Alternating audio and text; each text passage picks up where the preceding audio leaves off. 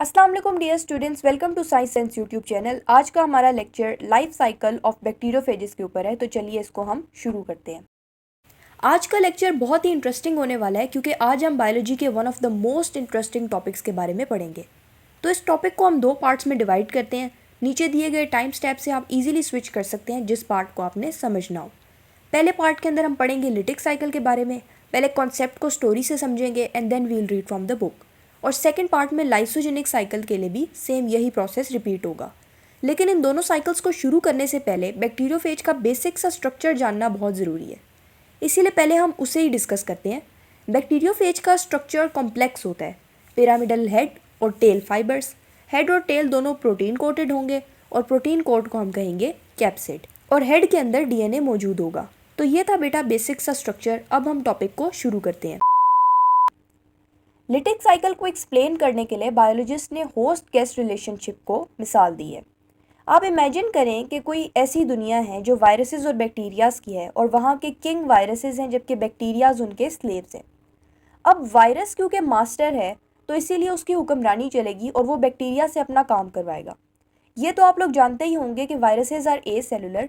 उनके पास अपनी खुद की मशीनरी नहीं होती, इसीलिए वो लोग अपने होस्ट की मशीनरी को यूज़ करते हैं to perform their body functions. तो इधर भी यही होगा, वायरस मास्टर बन जाएगा और स्लेव से काम करवाएगा। रिजल्ट में वायरस की कॉपीज बन जाएंगी और बैक्टीरिया ना तो अपना प्रोसेस कर सकेगा और ना ही जिंदा रह सकेगा।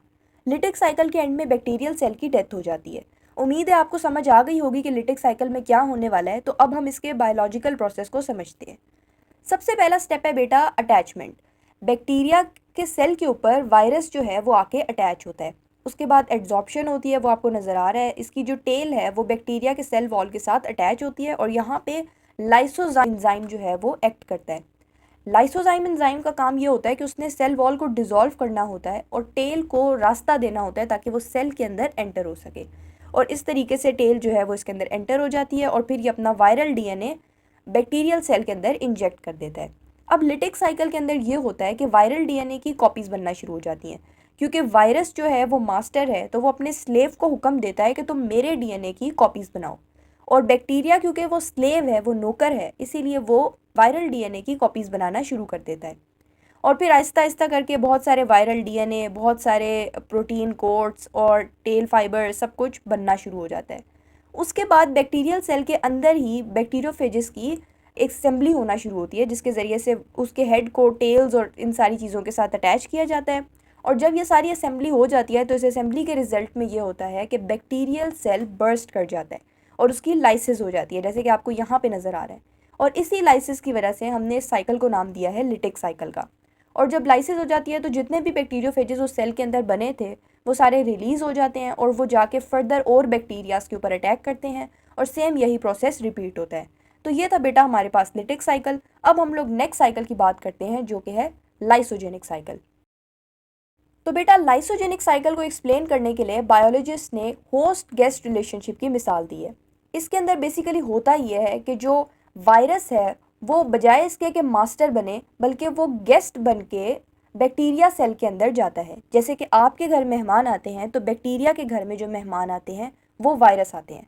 और पहले तो वो स्टार्टिंग में बहुत ही गेस्ट की तरीके से एक्ट कर रहा होता है और बिल्कुल प्यार मोहब्बत से रहने वाला इनका माहौल होता है। लेकिन बाद में एक पॉइंट ऐसा आता है जब वायरस अपनी असल पे आ जाता है और फिर उस टाइम पे दोबारा से लाइसिस शुरू हो जाती है। तो virus behaves as a cell and start living in the bacterial cell. तो बेटा लाइसोजेनिक साइकिल के अंदर ये होगा कि वायरस जो है वो बैक्टीरियल सेल के ऊपर आके अटैच हो जाएगा और अपना वायरल डीएनए सेल के अंदर एंटर कर देगा। अब लिटिक साइकिल के अंदर ये होता था कि इस पॉइंट पे जो वायरल डीएनए है वो मास्टर बन जाता था और उसकी ही कॉपीज़ बनाई जाती थी। जबकि लाइसोजेनिक साइकिल के अंदर ये क्योंकि गेस्ट बन के आया है तो ये एज अ गेस्ट ही बिहेव करेगा।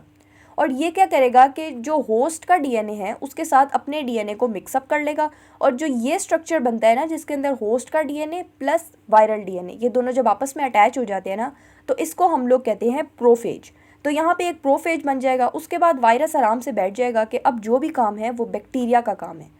और बैक्टीरिया जिस तरह खुद अपने आप को अपने डीएनए को रेप्लिकेट करता है तो वो उसी तरह अपने प्रोसेस को नॉर्मली कंटिन्यू रखेगा और बैक्टीरिया रेप्लिकेट होते जाएंगे। लेकिन हर स्टेप के अंदर वायरल कंपोनेंट भी रेप्लिकेट होगा। जैसे आपको नज़र आ रहा है, अगर हम इस सर्कल को जो यहाँ पे दोनों डीएनए को मिला के प्रोफेज बनाया गया है, इसकी देखें रेप्लिकेशन हो रही है, 1 से 2 बन रहे हैं। लेकिन जो डॉटर बना है इसका, डॉटर सेल, उसके अंदर भी वायरल कंपोनेंट भी साथ रेप्लिकेट हो गया। तो इस तरीके से जो वायरस है वो अपनी कॉपीज़ बनाता है इन द लाइसोजेनिक साइकिल, और ये प्रोसेस नॉर्मली चलता रहता है। लेकिन एक पॉइंट ऐसा आता है जहाँ पे वायरस जो है वो अपनी असल हालत में वापस आ जाता है, और उस पॉइंट को हम कहते हैं इंडक्शन। इंडक्शन के अंदर बेसिकली ये होता है कि जो लाइसोजेनिक साइकिल है वो लिटिक साइकिल के अंदर कन्वर्ट हो जाती है, और उसके अंदर कन्वर्जन से मुराद ये है कि सबसे पहले तो वो अपने होस्ट के डीएनए को पूरे तरीके से तोड़ देगा। होस्ट से मुराद है बैक्टीरिया, बैक्टीरियल डीएनए को मुकम्मल तौर पर तोड़ दिया गया है, और इसका जो डीएनए है, वायरल डीएनए, उसकी बहुत सारी कॉपीज़ बन गई हैं। उसके बाद दोबारा से फेजेस की असेंबली हुई है, यानी कि उसके हेड और टेल फाइबर्स को आपस में जोड़ा गया है, और उसकी असेंबली होने के नतीजे में हमारे पास लाइसिस हो गया, यानी कि सेल बर्स्ट हो गया। तो ये हमारे पास पूरा प्रोसेस था लाइसोजेनिक साइकिल का और लिटिक साइकिल का। उम्मीद है आपको समझ आ गई होगी। आज का लेक्चर बस इतना ही था। Thank you so much and अल्लाह हाफिज़।